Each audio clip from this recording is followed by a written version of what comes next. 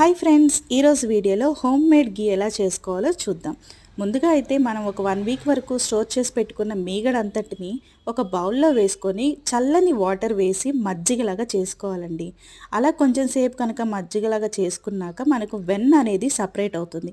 అలా సపరేట్ అయిన వెన్నని ఒక బౌల్లో వేసుకొని చల్లని వాటర్తో ఒక 2-3 టైమ్స్ వాష్ చేసుకోవాలండి.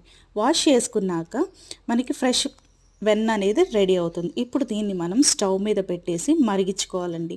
మరిగించేటప్పుడు ఒక 2-3 కరివేపాకు రెబ్బలు కానీ లేదా తమలపాకు కానీ వేసినట్లయితే చాలా మంచి స్మెల్ వస్తుందండి. అలా ఒక 5-10 మినిట్స్ కనుక మనం స్టవ్ మీద పెట్టి ఈ వెన్నను కనుక కరిగించినట్టయితే మనకి నెయ్యి అనేది రెడీ అవుతుంది. చూసారు కదా ఎంత బాగా ఉందో. ఇలా మనం చేసుకున్నట్లయితే మన పిల్లలకి ఫ్రెష్ అండ్ ప్యూర్ గీ అనేది మనం అందించవచ్చండి. వీడియో నచ్చితే లైక్ చేయండి. Thank you.